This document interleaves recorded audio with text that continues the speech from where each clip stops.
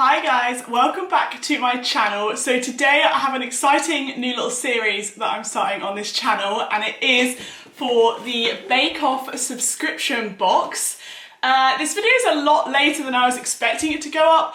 I think they kind of said they had a bit of problems this month with like getting the box out to people, and I got this like 2 weeks later than I was expecting it to, so you'll probably see next month's box go up in like 2 weeks rather than a month, but then the rest of them will be like a month spread out. In this month's box, so this is the June box, and it is a Bakewell tart this month. I have kind of looked through this already. Obviously it comes with a little recipe card. It tells you all the things that come in the box and then all the things that you need to buy that are extra, which if I'm honest, I'm a little bit disappointed. Like, this box costs £20 a month, and the number of kind of like extra things you have to buy for it really almost makes it not worth it. But I'll get onto that a little bit more in a minute, specifically with like the extra tool that you basically get every week. And then you also get these little like recipe cards. So it looks like this, and then you unfold. I'm having to like lean forward, I'm sorry. You have to like unfold the whole thing, and it's got all of the recipes on it on the front and all the back. And so that's what we're going to be doing today. We're going to be making this Bakewell tart. So I'm going to try and like show you best I can what it looks like inside. So you basically get like all of the dry ingredients included. So here we have sugar for the jam, just normal caster sugar, icing sugar, flour, and then also some ground almonds. You get a piping sheet, which I assume we need for this, and then this little red colouring gel to do like the red bit on the top. And then the bit that I want to talk about is you get like a tool every week. I think previously you've had like a cake tin or a cake stand and a baking tin. This month we have a spatula and what is this called?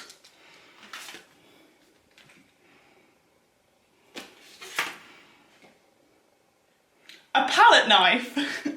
Now, the thing I want to talk about with this is these are really, really nice, really good quality, but for this recipe, I've looked at the recipe card already, you don't actually need either of these tools to make this Bakewell tart. But what you do need, and what you had to source yourself, was a 23 centimetre fluted loose bottom tart tin. Now, I don't have one of those. I had to go to Amazon and buy one because I tried to find one in the supermarket, they didn't have one, but this cost me an additional £7 on top of the money I've already paid, and I just kind of don't understand why they wouldn't have included this as the tool that you need, because I'm not going to use either of these for these recipes, although I might just, out of pettiness, use a spatula. But yeah, I also had to buy this tart tin, and so as well as the tart tin that you had to buy extra, you also had to buy 100 grams of raspberries, 230 grams of butter, and 3 medium eggs, and then also almond extract, which I don't know if I have. I'll have to have a look, but it does say optional, so if I don't have it, I just won't be using it. I've moved over to the hob because the first stage is to make the jam, basically. So 100 grams of raspberries and 100 grams of the jam sugar that is provided. Now, it says to heat the raspberries on like a low heat and just kind of mash them up, basically, and then add the sugar, so that's what I'm gonna do. I am not a baker. Like, this could be an absolute disaster, and maybe this series will just never happen again. And that's all going to be dependent on how well this one goes. So the next step is to add all of the jam sugar. I think all of it, yeah. So, ooh. Just pour that in, just all of it at once. That's what it says. What is the difference between normal jam sugar and just like granulated sugar? Someone tell me that in the comments. I'm using the spatula to stir this. It says use a wooden spoon, but I feel like they've given me the spatula, so I'm gonna use it. It just kind of says stir for 3 to 4 minutes until you have a pourable jam. I'm really scared I'm gonna burn it, but like, it's definitely pourable, But like, it's very runny. I feel like it needs to be a bit more thick. I just want to show you what it looks like. I don't know if it's supposed to be doing this, but to me, this looks good. Right, and then we move on to the tart case. It says 200 grams of the plain flour and 100 grams of the butter into small cubes, and then just rub it together. So this is the part where I made the mistake of putting fake nails on before we got to this, but they're very pretty. So appreciate them now, because in the next clip they'll have probably all fallen off into my tart case, which is lovely. So I'm sifting the flour, but I'm also remembering, pretty sure on Bake Off, Paul Hollywood has basically said that sifting flour doesn't actually make any difference. So this is very hypocritical of them. And then I've got my cubes of butter, which are already melting because it's so hot today. In fact, I might open the door in a minute. And now we basically just rub it all together. So this is the bit where it's all gonna go in my nails. Might lose a nail in the tart tin. Luckily, it's only my family that's gonna eat that. Sorry guys, if you're watching. They don't need to know that.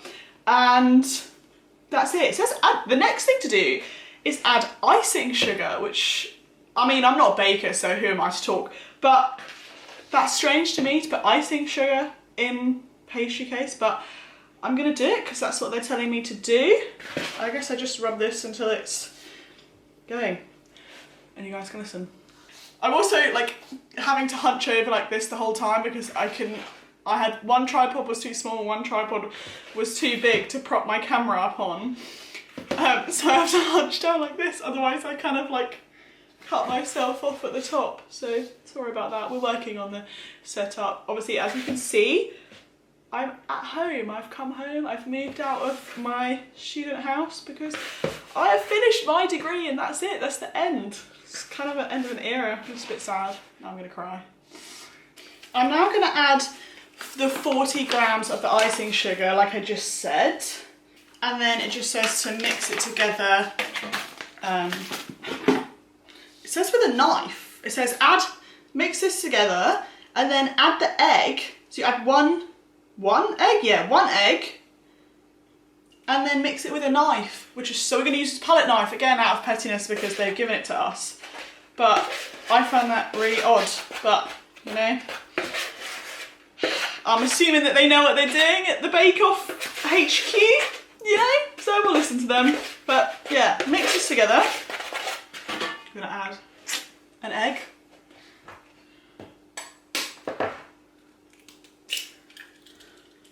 I think I did that really well, if I do say so myself. Honestly, if anything, I would say this is a bit too dry because it's supposed to be a flaky dough. This, I don't think that's quite a flaky dough. I don't know whether to add some more flour to it. Yeah, I'm gonna add a little bit more flour to it, which might be a terrible idea, and if it all goes wrong, then fair enough, I only have myself to blame. That's much better. See, they should hire me. Bake Off HQ, if you need a, hit me up. I'm kidding, I'm so bad at baking. Right, next, roll it out and put it in the tart tin. Oh, this is the exciting part. So we just put, it says 25 grams. I'm not gonna weigh it out. If I use too much, it doesn't matter. I think we have flour. Ooh, that I can raid if needed. But getting all the dough off of the knife. And then, I'm so excited for this. Although, I'm gonna have to roll this out into like a perfect circle, which I feel like I'm probably not. If your pastry feels too soft to roll, refrigerate it. Oh, I might have to do that. This feels nice. This is the nicest pastry I think I've ever made in my life. Put it in a circle to start with. How big does it? It says about 30 centimetres. So that's like the size of a piece of A4 paper. Right, and now I'm gonna put it in my tart tin. I'm scared. Okay, the best way to do it is like put it up on the rolling pin, isn't it? Like this. Oh yeah, look at that. I'm a pro. I'm a pro. And then just roll it over. I think I might have rolled it out a bit too thin, not gonna lie. And what it says to do is to just like roll over the top like that. Oh, that's so satisfying. But like, look how much dough is like wasted. I feel like I could make a whole another tart with that. I might make some little baby ones, maybe. So it's done. It says stab it with a fork a couple of times. I guess it's just so it doesn't like blow up if there's air in it. And put it in the fridge to chill for 20 minutes and preheat the oven. So that's what I'm gonna do. So the next stage, now that the tart case has been cooling for 20 minutes and the oven's heated, is to basically, I think it's called like blind baking. So it wants you to put baking beans in it. And this is another thing that I was really annoyed about, because it's giving you a spatula and it's giving you a palette knife, neither of which you actually need for this recipe, but you are required to have baking beans and a tart tin. So like, why weren't those the two objects that you got in the box? I really don't understand that. It does say that you can use rice instead of baking beans, which is what I'm gonna do because I don't have any baking beans. At least I don't think I don't. So yes, it says get some greaseproof paper, and it's like, top tip is to scrumple this up first,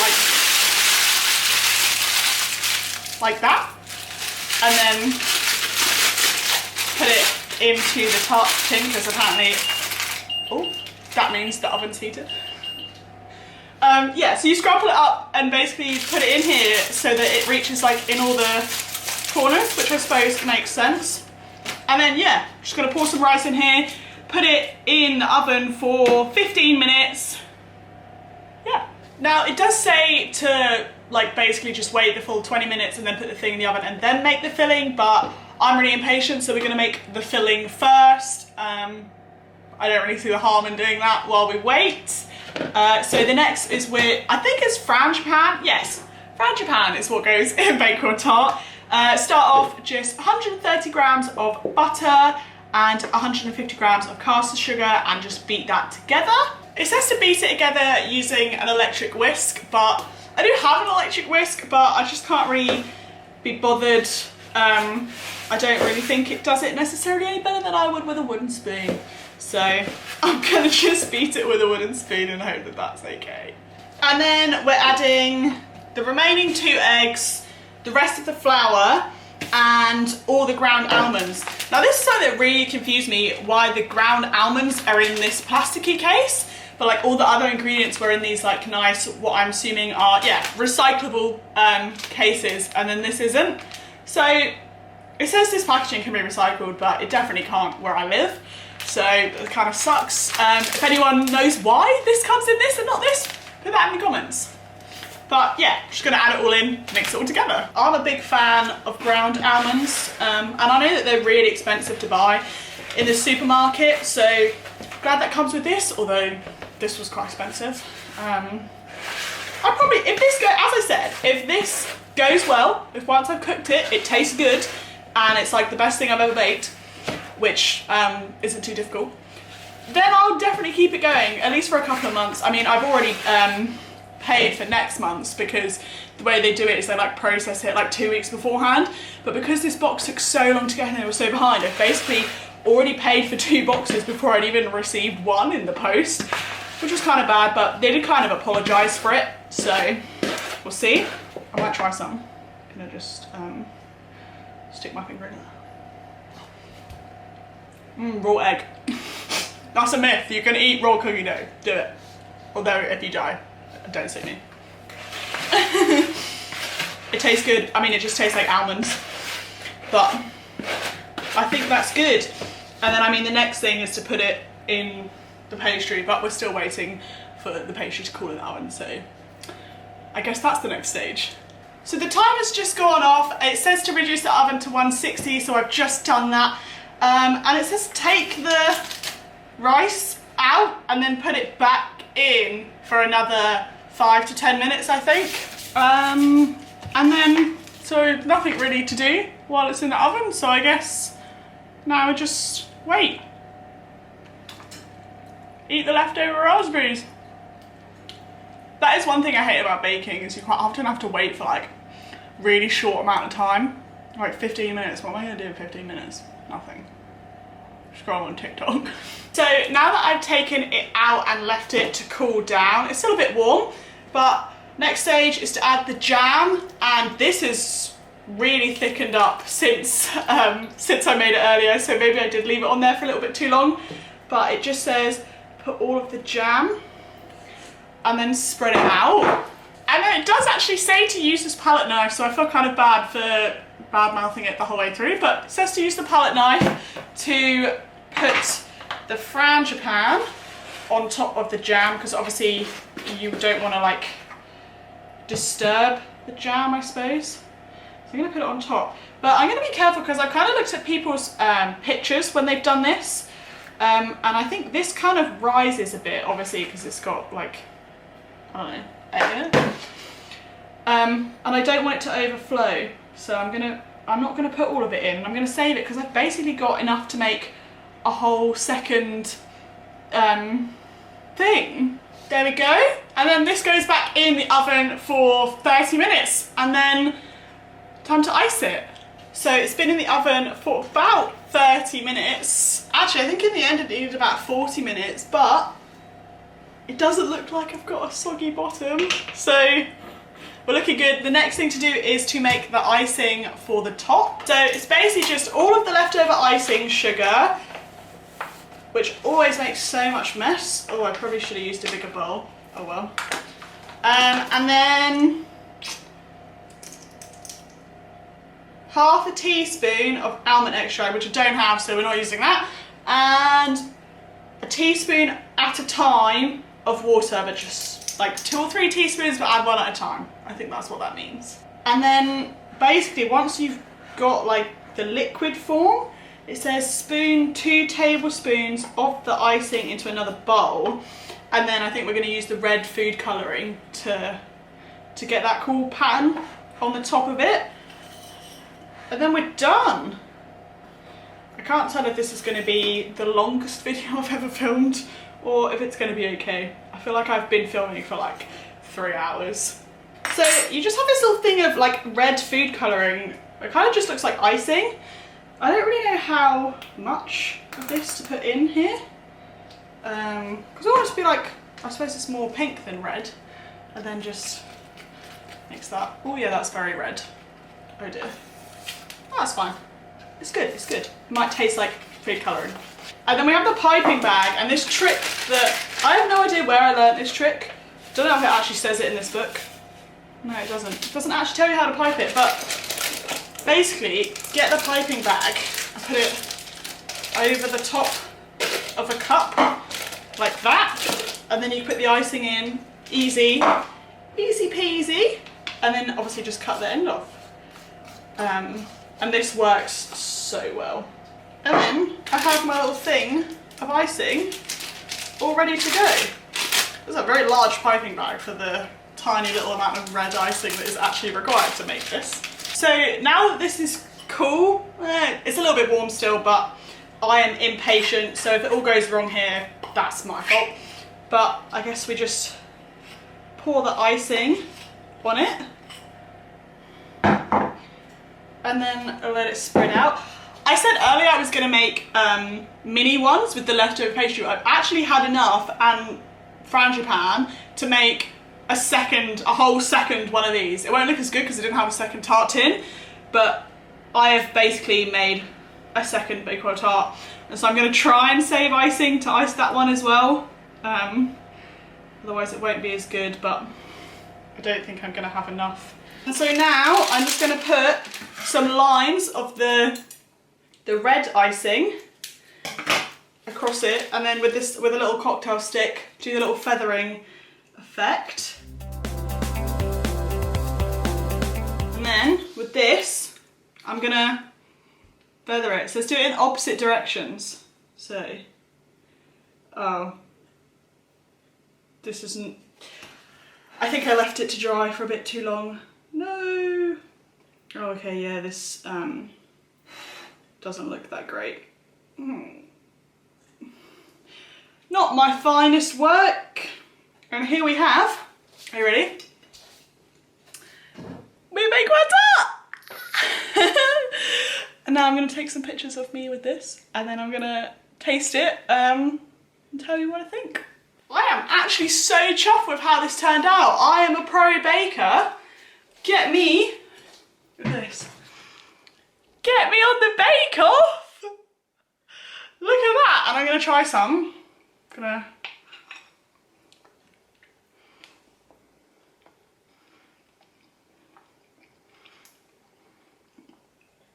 It's actually still a little bit warm, which is really, really nice.